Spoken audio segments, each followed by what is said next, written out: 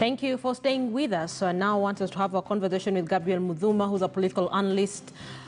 He's joining us by way of Zoom, and Ambrose Weda, who's a lawyer stroke political analyst, is joining us from Kisumu. He seems to have refused to come back to Nairobi. Gentlemen, thank you for joining us on Checkpoint this evening.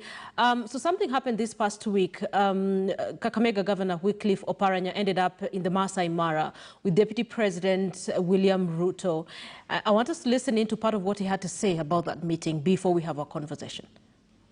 No, this was not a planned meeting. It was a chance meeting. My party leader was not aware of this trip.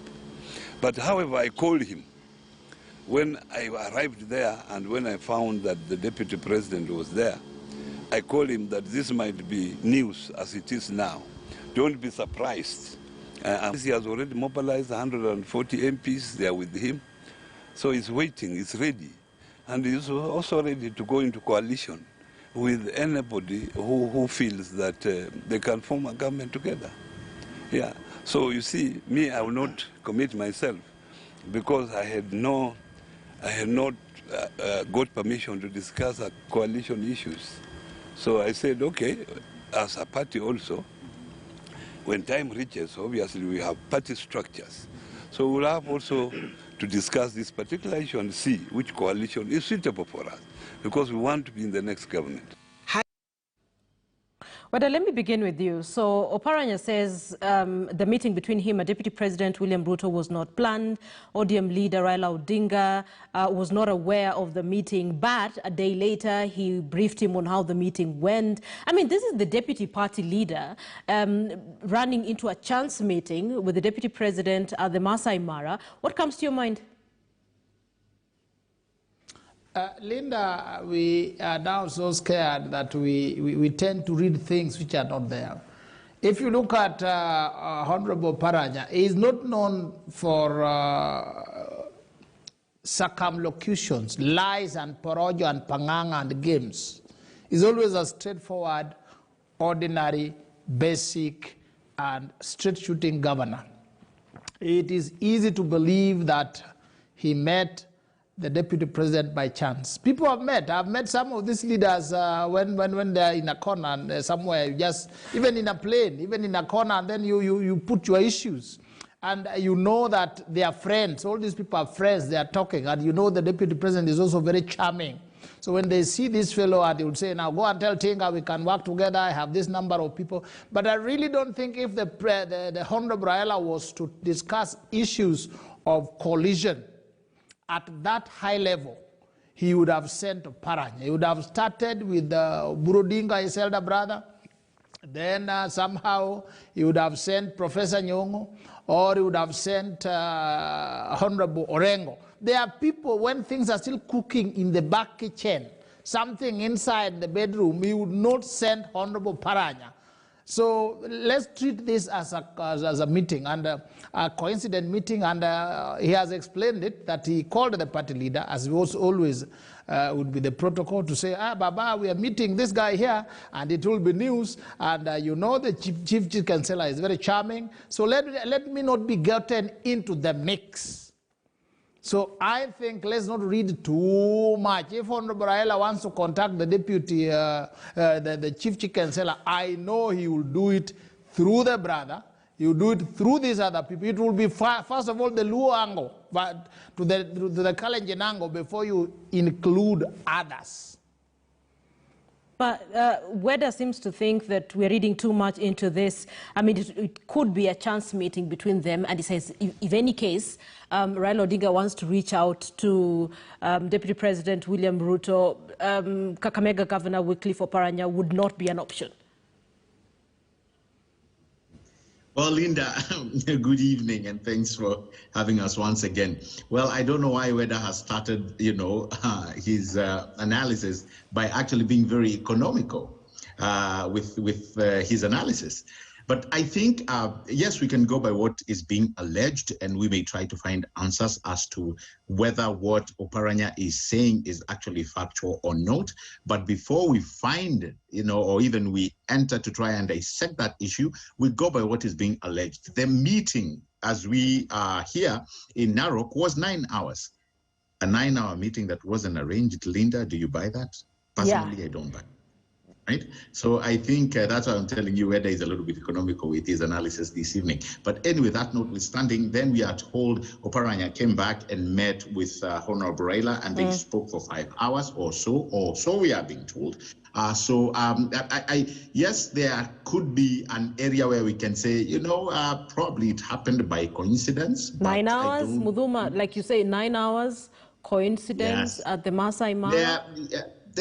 Exactly, Linda. So I think what we need to be alive to this very fact is, and I think the Deputy President has been saying this all along. He said immediately they made government in 2017, or when they got re-elected, Honorable Raila tried actually reaching out to him, and they had some sort of a conversation. But at that point, there's nothing really that happened.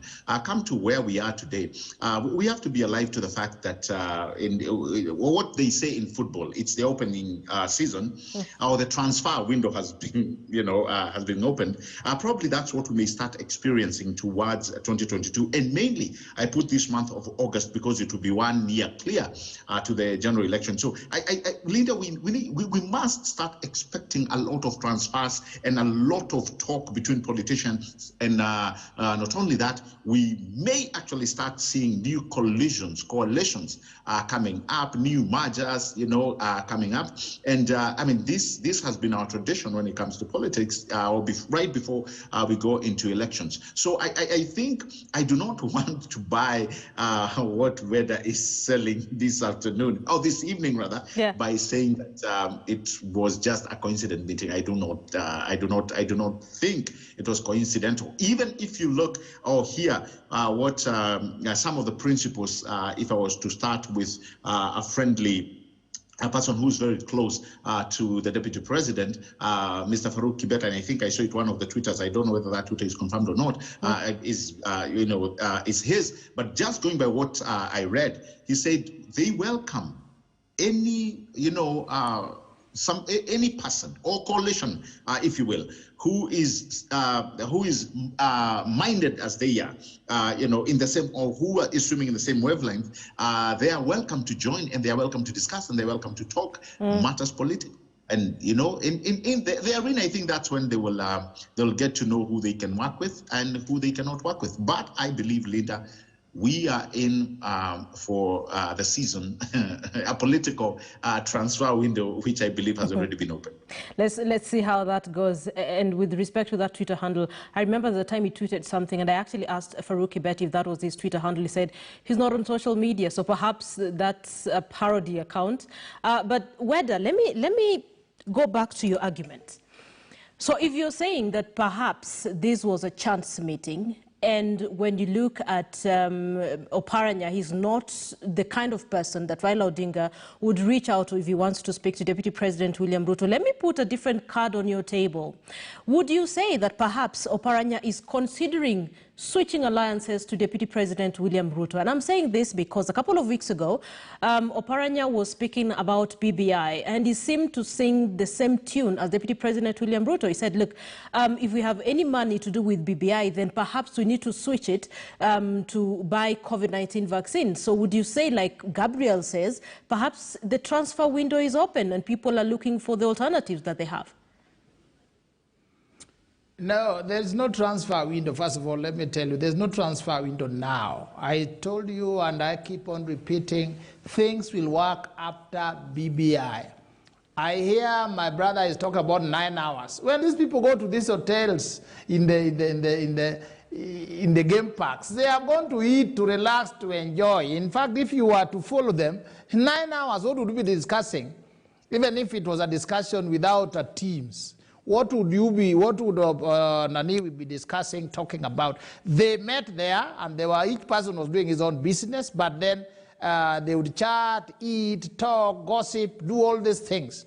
Otherwise, the transfer window will come after BBI has been passed and coalitions are being made. I do not see Honorable Oparanya trying to jump ship now. He is not a man who is known to panic. He is not a man who is known to miscalculate. In fact, if he was to move, he would move back maybe to the Musalia Mudavadi coalition. He would not want to get into trouble with President Uhuru. He is a very calculated man. So I don't think he would risk hurting Raila, hurting Uhuru, hurting Musalia Mudavadi for the sake of our deputy president. I don't see it now. Let's not read too much of it for now. If he was to move, he will move in line with the president. He will move in line with Honorable Raila. He would move in line with Musalia Mudavadi, where he thinks things will be done, mountains will be moved, money will be poured, resources will be put so that government is taken. He is not doing so now. It is not that panicky. So let's not read that he is leaving. I don't think he's leaving now. If he was to leave, he'll leave next year, almost towards the end. Mudhuma? Well, I don't think so. Well, I think this is the time, as we come to the prelude of BBI, I expect a lot of, shifting here and there. We've already seen the One Alliance, and I don't know why Bonaveda is, again, speaking as if things are not happening yet. We saw the kind of rallying call that the, One Alliance did in Matungu and Kapuchai. We've seen this. So I think already you can tell groups, there's already some element of formation. But then again, Linda, one thing probably I would agree with Weda is, yeah, there could be people who are reading much between the lines, but also we go by what is coming out at this point. We are told, in fact, even scenarios were discussed.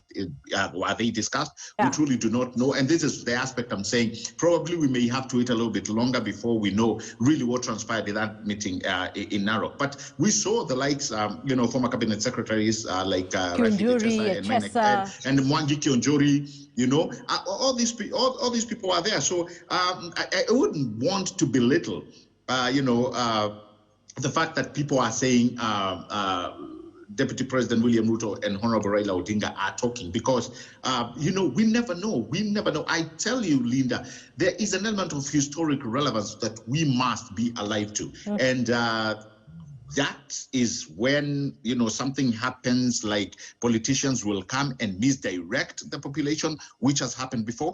But in other times, politicians will really come and cement a relationship and cement a coalition. I mean, where did Jubilee come from? Remember, it was TNA and URP that came together.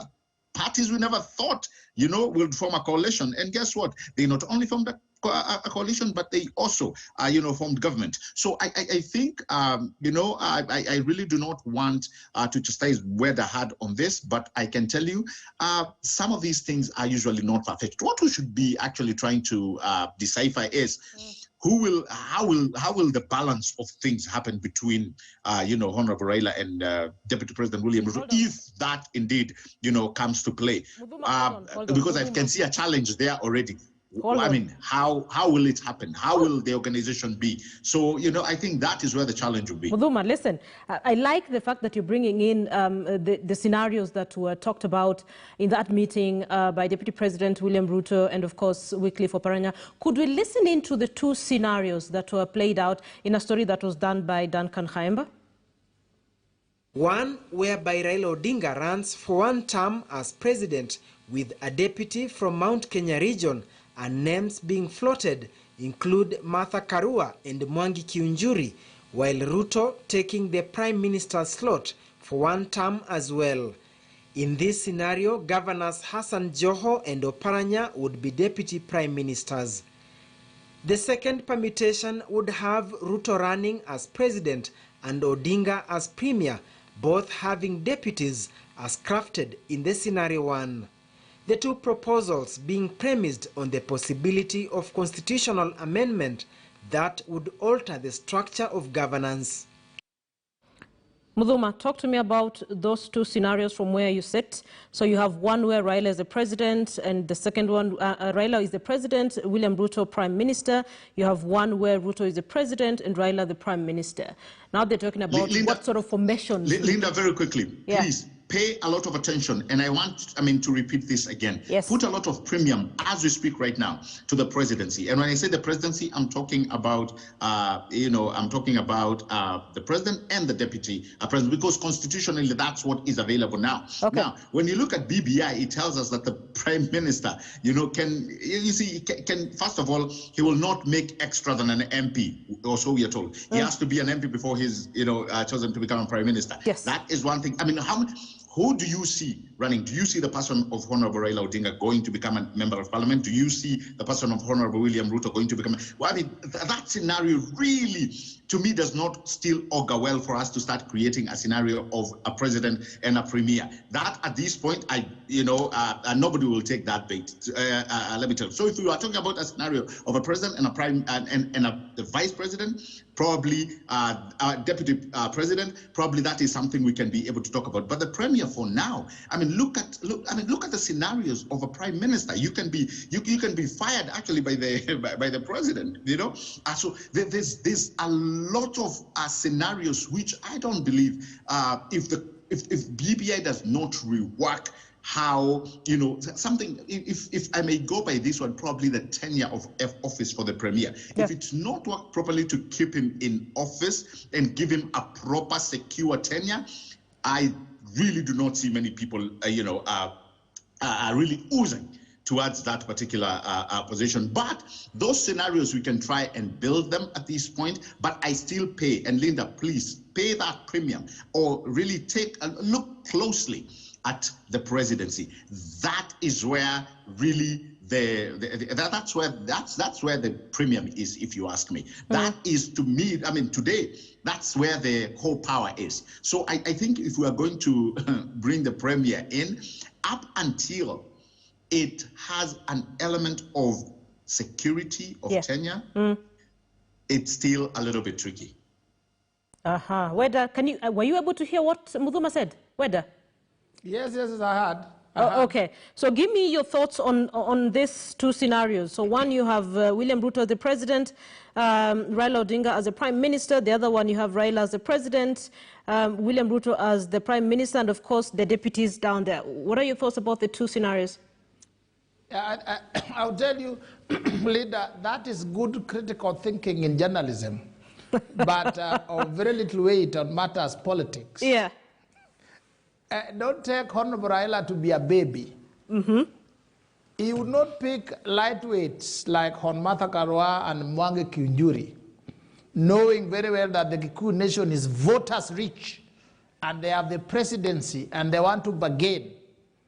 So looking at it, that there will be a scenario where he's president and Honorable William Ruto is running as prime minister. That is good imagination. But I do not think that scenario has anything to do with the reality. Today, I think the president is still focused on his handshake. Honorable Raila is focused on his handshake with President Uhuru Muigai Kenyatta. And that is the person he needs to get power. I said he's not the 2013 207 Honorable Raila Odinga. Now he's a bit advanced in age, a bit time has taken its toll on him. He will need state power, state resources, and a bit of mobilization from within to make him president. That cannot be delivered by Honorable William Ruto. On the other hand, Honorable William Ruto knows that he can wait. So for him, he would have no problem being leader of opposition, being prime minister. But these scenarios are not what is taking place. These scenarios are good working imaginations in media houses, and I congratulate the journalists. I know Honorable Raila is not dealing in that life. Honorable Uhuru Kenyatta, any question that excludes him is a faulty question. Any working, any arithmetic, any squad that does not take into account that President Uhuru Muigai Kenyatta is still young and Honorable Atul is talking about it, that is a very, very fake squad that you need to relook at 3 times or 4 times. Despite the fact that Uhuru Kenyatta is on record saying he will go home in 2022? Linda, I've told you that the president at one time said we tumefunga COVID, nobody, no political meetings. Then the next day you meet him at Kwamaiko down there in Kariobangi addressing a huge rally. So please, there are statements, there are remarks, there are also policies. You have to choose which one you want to believe. Statements, remarks, policies. Okay. Okay, so both of you, first of all, you disagree on the meeting at Masai Mara. Weda seems to think, I mean, we're reading too much into it. Muthuma says, look, a 9-hour meeting, you can't just run, it's not a chance kind of meeting. And the different scenarios that we played out, you say it's not going to work. Weda says, unless President Uhuru Kenyatta is involved in it, count it out. Listen, gentlemen, I want us to turn our attention to Garissa County. And this is why, because they have a new senator right now. He's called Abdul Haji, the son of the late Yusuf Haji, and he went in unopposed as the senator. And there's been talks of negotiated democracy in that region. And I want to listen to your sentiments, both of you, on whether or not this is the direction that some regions, or indeed Kenya, should take. Because you remember that conversation that people are talking about President Uhuru Kenyatta saying, look, we can't be led by two communities only. So let's listen into what the leaders there had to say and what Mheshimiwa Abdul Haji himself had to say on negotiated democracy. Hatuwezi kusimamisha wale ambao wapo tayari kusimama, lakini wale wengine pia ni watoto wetu. Tutawazungumzia, tuone ya kwamba huyu kijana wetu ameingia kwa hiyo kiti unopposed. Never at all any emerging issues come up, it is the community's challenge, and we will stiffen it to the best of our knowledge. Washasema, washaamua, mimi yangu ni kufuata amri. There's no very democratic way of doing things. I mean, democracy is a system of politics. But the way you practice democracy can vary. For us, we chose to go the traditional way. The unopposed notion came from the people in Garissa County, and it was delivered by the people in Garissa County. There was no much influence from outside the county. So I think everybody wished it to be like that, and that's how it happened, thank to God. Muthuma, let me begin with you. Negotiated democracy, way to go or not? The Council of Imams and Preachers of Kenya Organizing Secretary Sheikh Mohammed Khalifa said, look, it saves money, will curb political animosity, will ensure equity across the country. What are your thoughts? Well, Linda, not the first time it's happening in this country. But before I say that, do not let Weda run away with this. We are still going to hold him to, to talk about this accident he's saying that happened in Masai Mara. That is because he never listened to Kimani Ngonjiri, the MP for Nakuru. He never listened to that because he told us, Ngonjiri, and this is somebody who at least to an extent puts things straight. He told us there was a meeting between Oparanya and Deputy President William Ruto, which has happened 4 times. All right? If we are to take that to be factual, that cannot be a coincidence, that cannot be an accident, because it has been well executed for them to meet 4 times. Having said that, negotiated democracy, that the one we've seen in Garissa, like I told you, first of all, it's not illegal, it's very constitutional. Yes. And not only that, when I could feel when the leaders met in Garissa, the first thing that came to play was they saw the issue of COVID and crowding, and how some of these by-elections are kind of tearing communities apart during this time of COVID. And so probably that's what they wanted to get away from. But more than that, I think the respect they've had as a community for the late Yusuf Haji, I think it crowned everything. And there could not be, I mean, if I say this personally to me, that there could not be any other way which is respectful to the man as the actions that we saw them do. So again, this is not unconstitutional for negotiated democracy. And given the fact that you see, it's only for less than about a year and a few months that the new senator will serve. So I think more than anything, it's quite a great respect, if you will, for them to have done that. So to me, I think it's in line with our democratic principles, and there's nothing wrong with that. They also seem to think it has a way of stifling democracy. I do not think so. I do not think so. Like I'm telling you, it is how to use type of democracy with an opening, with a conduit that's there within the Constitution. You know, if anybody decided to come and run, I think they would have been free to do that. But the fact that you had people sit down as a community, inter-parties, they had a discussion, they talked, and as a community they said this is the way we want to go. You know, we can also do that as a country. Well, one time, you know, if we negotiate our democracy properly, we can decide on anything. We can do that even in Nairobi, you know. Okay. Whether I'm not so sure you were able to hear some of the bites, but a couple of leaders... I've heard everything. Including the leaders in Garissa, right? Including Mheshimiwa Abdul Haji himself? Yes. Good. I want to get your opinion on negotiated democracy in Garissa and the fact that some people seem to think it may get to a place where it will stifle democracy and it's prone to interference, especially if the decisions are being made by the elders. Linda, remove the word democracy. Call it negotiated assumption of office or powers. Negotiated sharing of powers and positions. It can't be democracy, then it is negotiated. That's a very oppressive system, but it has been there in the northern part of Kenya. That is how some people like Abdi Kadir were chucked out, people like Bello Kero were chucked out because their turn outside the table had reached, and it doesn't matter how you are performing nationally or internationally or in parliament, the elders sit somewhere and then they make decisions and then so and so comes in, other people come out. Now, if we were to do that, it is very dangerous for a nascent democracy like Kenya, where we want to grow institutions, we want to grow systems of taking leadership, we want to grow the country, we want to strengthen these things. So if we are talking about negotiated democracy, then the so-called dynasties will sit and exclude the leaders and my brother, they'll be out. Because these people will sit, they have the money, they have the resources, they have the powers. It is dangerous. We should never allow that. In fact, if somebody was to try it in the Lake region where we are, even if Honorable Raila tries it, we will fight.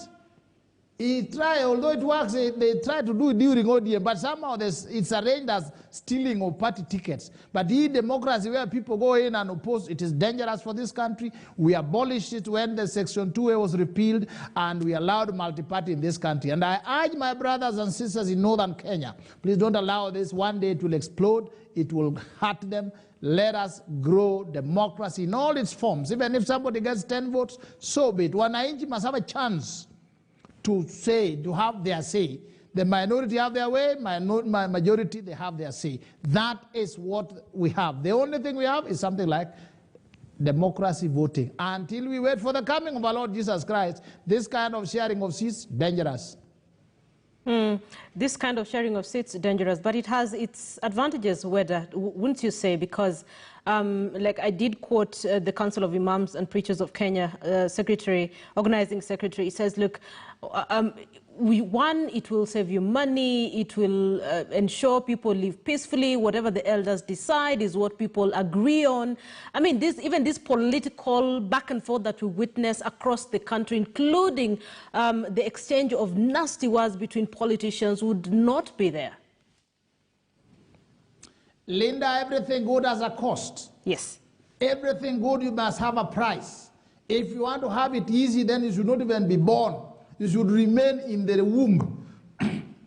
This cost they are talking about, money, whatever, we are building a country. And the starting of this country, some people paid with their own blood. The freedom fighters, some died so that we have a country, we have a democracy, we grow. So if some people are talking about saving 1 million shillings, 2 million, 3 million, they want it quiet, people sit down in a mosque or in a church or in a bar or in wherever, then they shut out others and allow others in. That is dangerous, that is wrong. Let's call it, let's go on record like that. Democracy is expensive and we must continue spending money as we grow. The countries that have developed, America, India, Britain, there is a way that everybody has a say in leadership. Now, if people don't have leadership, we have to discuss it somewhere where we are taking something hot or Metora or some Samaki at the lake region, and then we say, we have decided it is weather this time. That is dangerous, and let's call it for what it is. Muthuma, you get the final word in this? And again, he's used great democracies. Have you seen how the United States do, their nominations? Even after one term, they've made it almost near automatic for the sitting president to really run for another term. But if you exclude the fact that there's an element of negotiated democracy, somebody may actually throw their weight from the same party and say, you know what, I am going to, put myself into that bandwagon and try to, wrestle power from a sitting president. But why don't they do that? You see, there's that deep element of, whether you want to call it, like people have called it, sympathy votes or, or what have you. It is something that has been carried through and through even in those greater democracies, and even in ours we've seen, good examples. Honorable Musalia, Ngala. Just the other day in Kibra, we saw when the late Ken Okoth passed, what happened at the nomination process for ODM. They, it was given to the brother. So it is not, I won't really think that it is, driving our democracy down or anything. Once it's negotiated, that's why it's called a negotiated democracy. What else would you call it, Weda? He says it's negotiated assumption of office. Linda, let me just, I don't know what my brother has booked this evening. Even in Kibera, Okoth was not given free. They went and the ticket, they went for the nomination, then he went and he was elected. People were given a chance. Even Honorable Musalia Mudavadi, when Moses Mudamba Mudavadi Waziri died, he went for elections. You see, there must be some elections. There must not just be you walk from your house, you carry your bag and you go into parliament. No. Anyway, how did Imran come to play in the party in the party nominations? How did it come to play? Half of them were told to step down. He was the only one who was left. We are talking about going into the truth of the matter is not nominations. Truth of the matter is whether negotiated democracy has been part of our history, and I do not think it's coming to an end anytime soon. And if you look why Garissa did what they did, there is an element, first of all, of respecting the late Senator, Yusuf Haji, which is good. Nobody was twisting, their arms not to do that. And I've told you, if anybody from within any party would have said, forget these imams, forget these, old people, the Constitution would have allowed him to come out and probably, fight it out with the current senator. Okay. Easy as that. Nobody was told they cannot stand. No. In a negotiated democracy, if you don't feel like you want to participate in it, you still have a right, not only as a candidate, but also as a Kenyan, to do that which you feel is right according to the Constitution, period. Okay, now let Weda respond. Linda, let me ask. Yes. Can we negotiate another 5 years for President Uhuru? 5 year Raila Odinga as his deputy? Can we negotiate something like that? Muthuma, come on, let him finish. And then we give Sauli and also a corner, and Kalonzo and Musalia. Can we sit and negotiate that one? Come on, Weda, let me answer you to that. Whether there's the issue in Garissa did not change the Constitution. Talking about negotiated democracy by extending the term of a president, it's not allowed within our Constitution. It's unconstitutional. So listen, whether you cannot give an example where you're bending the Constitution or actually disenfranchising the Constitution, it is simply not allowed. But the scenario we saw happening in Garissa, it is not unconstitutional. Okay. As a matter of fact, it is democratically allowed. So your two examples, the examples you're trying to give, whether not working. Does not hold any water. Muthuma, please allow Weda to respond. He talked about negotiated democracy good for this country. I gave him just a stark, naked example why that kind of negotiation is dangerous. Okay. He has just seen it. We can also negotiate and amend the Constitution by negotiation and implement it and allow this. let us embrace democracy in all its forms, however expensive it is. Okay. That's what grows a country. All right, I hear both of you. I want us to look at the last issue I want us to talk about because it touches on our neighboring country, Tanzania. They have a new president, President Samia Suluhu. She seems to have a change of heart in a lot of things, including the policy that she's instituting in terms of dealing with the neighboring countries. I want us to listen into some of the changes she's instituted and some of the sentiments that have people saying perhaps this is the new chapter between Tanzania and the neighboring countries. Fanye kazi kwa maendeleo ya nchi zetu, lakini pia kwa jumuiya yetu Afrika Mashariki. Sasa ndani yake hapo kuna mambo mengi ambayo tutayazungumza kidiplomasia kupitia njia za diplomasia ili kuimarisha uhusiano wetu. Nasikia kuna vijivyombo vya habari huko mlivifungia, sijui vijitv vya mikononi vile, vifungulieni lakini wafate sheria na miongozo ya serikali. Lakini vifungulieni, tusiwape mdomo wa kusema tunabinya uhuru wa vyombo vya habari, lakini mhakikishe kila mliyempa ruhusa ya kuendesha chombo cha habari anafuata sheria za serikali na kanuni ziwe wazi. Kosa hili adhabu yake ni hii, na mnakwenda kwa adhabu mlizoziweka kwenye kanuni. Haya, Rais wa Tanzania Samia Suluhu. Weda, let me begin with you. Tanzanians have a new president. She seems to be doing things a little bit different.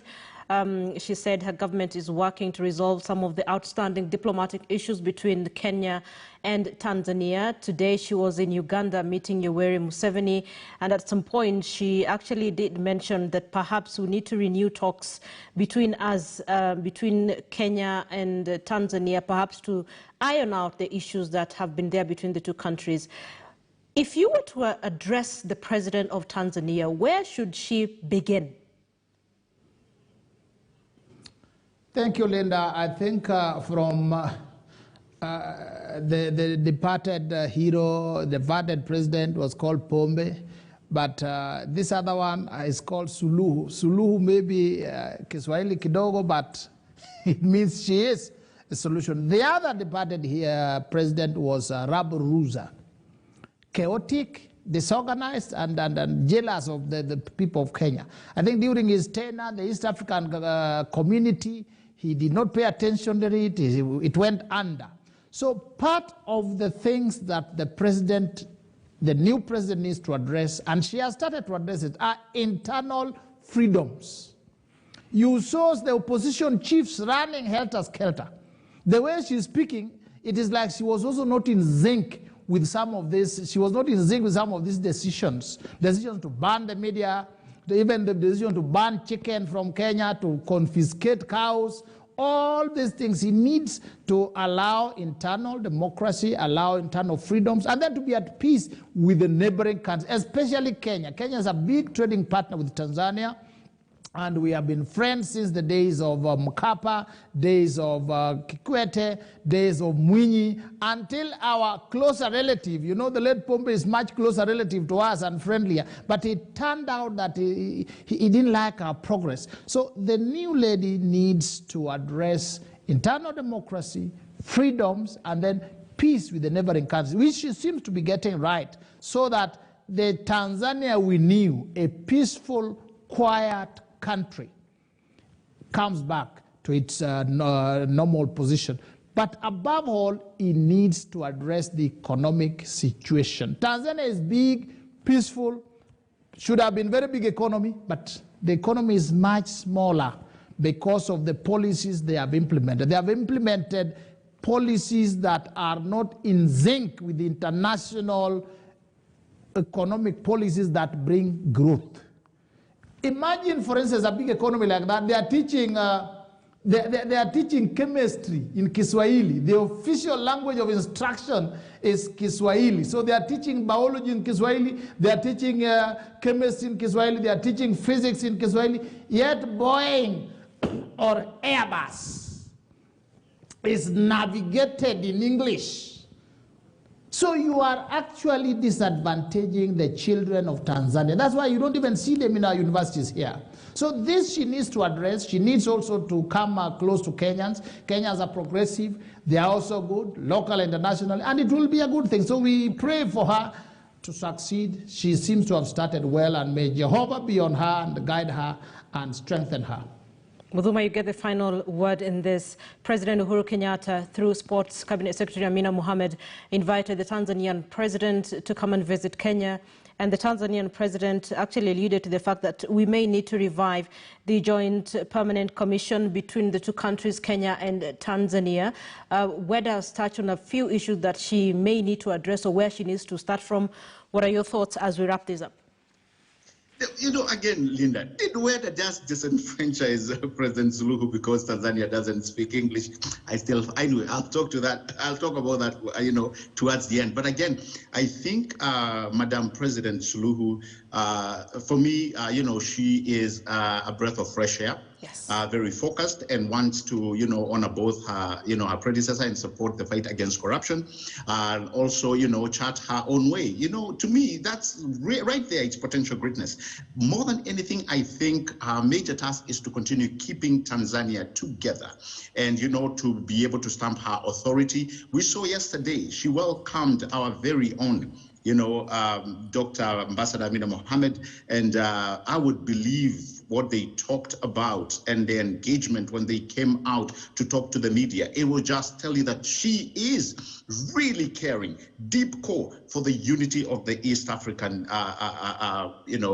cooperation. Yeah. And, she will go back, and tell you how she really respects the current chairman, who is our president, President Uhuru Kenyatta. And more than that, just look at the economic relevance that, she had talked about this evening, or today rather, when she went to Uganda. You are talking about 15, realizing now the dream of Magufuli. You're talking about 1,500, kilometers of which will be the world's longest electrically heated pipeline from Western Uganda all the way to the port of Tanga. This is something that she kept insisting that not only will it help Tanzania and Uganda, but she's also talking about East Africa community, how it will generate, an economic powerhouse within this community. Again,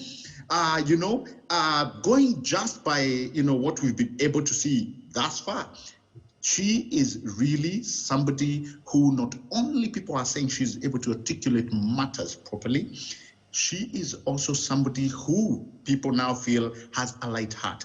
Okay. For instance, she allowed the internet that we are talking about to come back.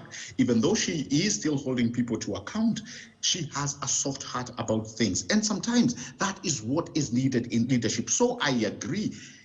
This is this is somebody who we really need to support as East Africa. And guess what? I think great things may actually come out of this great woman. And just again to hit on Weda a little bit, there is nothing wrong with Tanzania continuing to speak English. Get was have you ever gone to Japan and hear what they speak, Weda? Have you ever gone to China and hear what they teach? It is Chinese and Japanese, even Germans. English there is taught as a business conduit to just close business deals. So I think there's nothing wrong with Tanzania really sticking to their tradition. There is really nothing wrong. We, as a matter of fact, need to encourage it. Swahili, look, just the other day, it was accepted in South Africa. It's starting to be taught there. So many people want to learn Kiswahili. So there's really nothing wrong. I know at the end of the day, they will continue learning English, but really they should not, step aside and encompass any other language just because we can look down on them, just because they don't speak English. Whether I think there you're out of line. I need to wrap this up, but I think Weda has a right of reply. Yes, Weda, I'm giving you a right of reply. Linda, I was talking about language of tuition. I was not talking about street language, and I was saying the language of the world generally is English, especially for the smaller nations. Please don't compare Tanzania to Japan. Don't compare Tanzania to China. Surely let's not mismatch. So the language, when you are teaching physics in Kiswahili, even you, my brother, I know you don't know those things in Kiswahili. So that is why the Tanzanian child is disadvantaged even when he or she comes into this country. Here in Kenya, we also teach Kiswahili, but we have the language of the world, English, and then we also have Kiswahili. Let us get these things clear. Let them get that. Let them get the issues of corona right, and we move together as a region first and as a big market. I still cannot believe you say that. Just because Tanzania has chosen not to go with our lingua franca, which is English. You know, let me tell you, in fact, this one I'll try and school you a little bit. The world is moving around several disciplines, which is mathematics, chemistry, physics, and biology. And guess what? Japan teach all those in their language. The numbers probably are a little bit different, but we are talking about if you look at China, they teach the very same thing along those disciplines. So there's nothing wrong with Tanzania, you know, picking and you know, their Kiswahili and encouraging their schools, you know, as long as they are United Nations. By the way, guess what, Weda? Speaking Swahili has actually made, you know, Tanzania to be united. They are more united than us. Tell me the Archimedes principle in Kiswahili. He tells you what? Of course, why not? Why not? The Archimedes principle. Can he interpret it in Kiswahili? I hear. How do they teach it in Japanese and Chinese? Okay. Come on, Weda. Linda, I think we are going on this one. Weda is wrong and I am right. Sorry to say that. Tell me. Listen, gentlemen, we need to wrap this up. You guys are using my show to school each other about Japan and Tanzania and all that. But Linda, all I'm saying, in all honesty, we must learn to appreciate ourselves. There's nothing wrong with Tanzania really continuing to and our culture. Yes, exactly. I really like it. It is part of who we are. No, it is part of who we are. We have two national languages, English and Kiswahili. We are cobbling together. An amazing language of Swahili from Dar es Salaam. We are cobbling it. We don't even have books on it. Cobbling. Weda does not want anything to do with Kiswahili. You can't compare it with Japanese, which has been there for thousands of years. Okay, let's just agree that Weda does not want anything to do with Kiswahili, and we understand Weda. Thank you, Linda. We do understand. All right, gentlemen, listen, thank you so much for watching Checkpoint and for being part of this show. Madam President Samia Suluhu, President of the Republic of Tanzania, we wish you well. And on that note, thank you so much for watching Checkpoint. Have a good night. A very big thank you to Ambrose Weda, who's joining us from Kisumu, and Gabriel Muthuma as well, who joined us on Zoom. I hope to see both of you next Sunday as well. Please don't use my show to school each other. Have a good night to both of you. Sleep well. We'll see you on Sunday.